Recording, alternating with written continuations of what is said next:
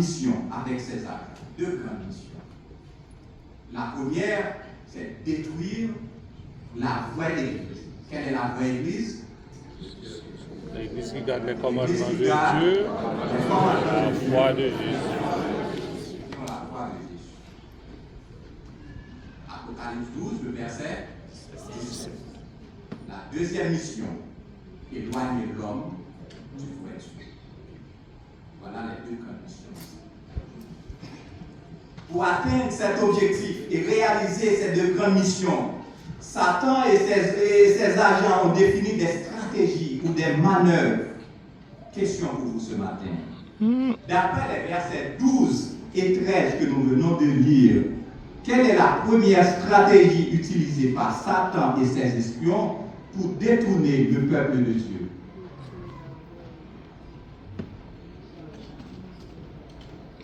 Je vous écoute. Quelle est la première stratégie utilisée par Satan et ses agents? La persécution. C'est la persécution. Merci. La persécution. Donc, le problème de l'église de Pergame devient donc général. Il devient le problème de tous les chrétiens, peu importe l'époque en question. Pourquoi? Parce que tous ceux qui veulent servir Dieu pieusement seront persécutés.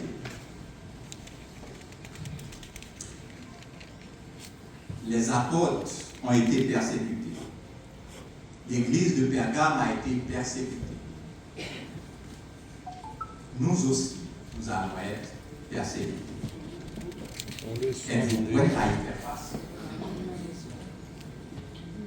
Oh, l'église de Saint-Léonard, jeunesse de Saint-Léonard, serez-vous capable, comme Antipas, d'accepter la mort pour la cause de Dieu?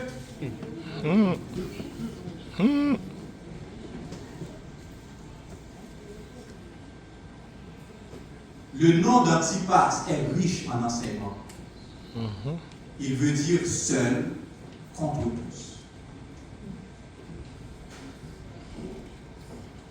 Chers jeunes, frères et sœurs, le disciple de Jésus est appelé à être seul contre tous. Amen. Amen. Jésus sur la croix, et par devant tous les moqueurs, il était seul. Amen. Devant les juges au cœur endurci, et par devant tous les adversaires, Étienne le martyr, il était seul contre tous. Vous et moi aussi, nous sommes appelés aujourd'hui à être seuls contre tous. Ivoiriade est appelé à être seul contre tous. Je suis appelé à être seul contre tous. Seul contre la société. Seul contre les autres étudiants pour défendre la vérité et prêcher le message des pasteurs. Lisons les versets 14 et 15. Ensemble. Mais j'ai quelque chose contre toi.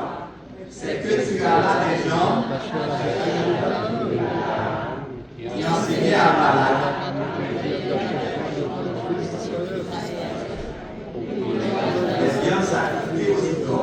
Et que ce devoir à la nécessité.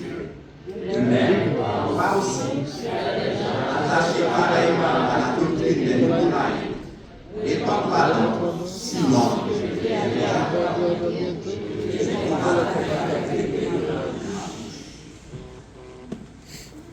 s'il y a de bonnes choses dans l'église de Pergame, et pour lesquels Dieu a félicité l'Église, le Seigneur ne cache pas cependant qu'il a cependant contre elle des reproches. D'abord, il faut remarquer les reproches adressés à Dieu, à l'Église, ne concernent pas tous les membres de l'Église, mais une partie. Une partie.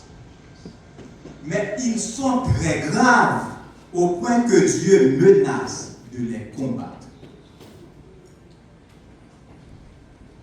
La faiblesse de l'Église, c'est qu'elle a laissé entrer dans son sein de faux frères et sœurs.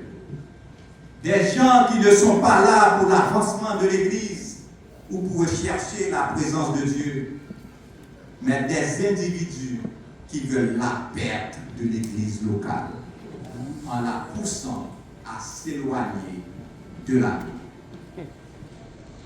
Ils rentrent avec de fausses doctrines à l'Église, ils font n'importe quoi et ils enseignent aux autres à faire de même.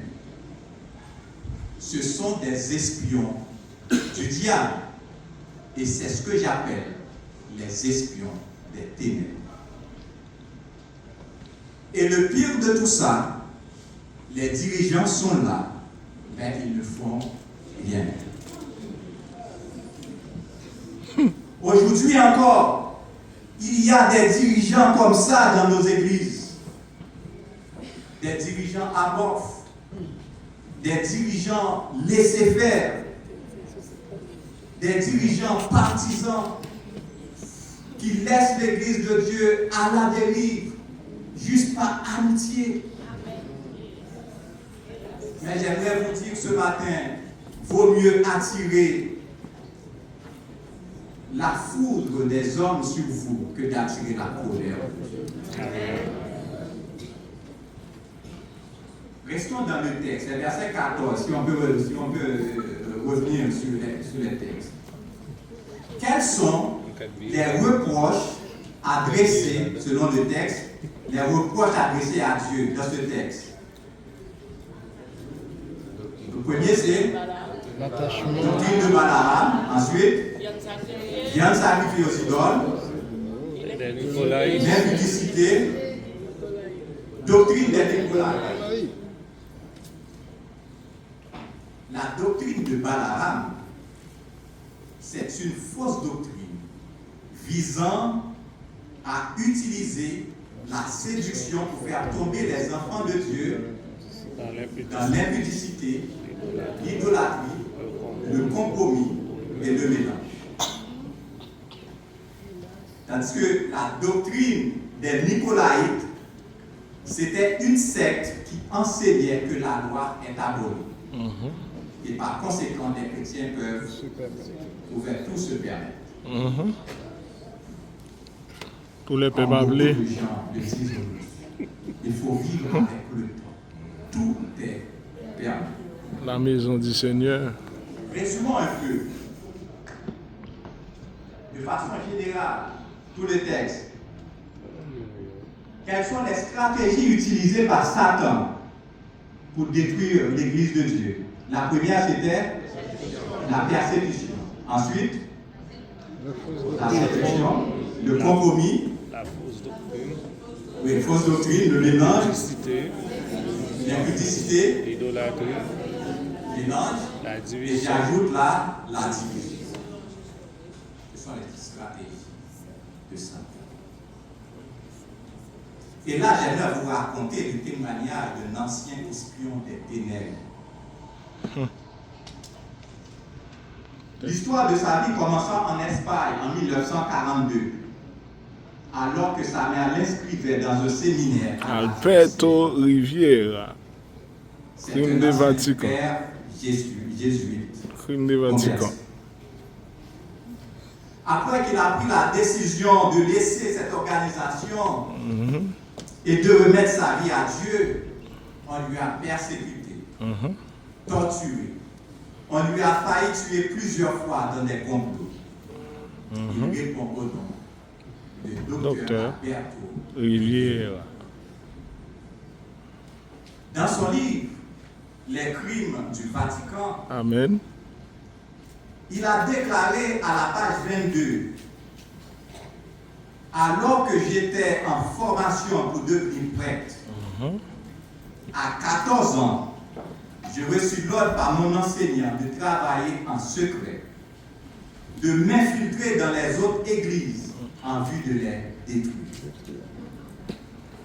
Jésus, Et jusqu'à à la présent. page 24, il continue pour dire, rien qu'en Espagne, j'ai contribué à la destruction de 19 églises, alors que j'avais seulement 17 ans.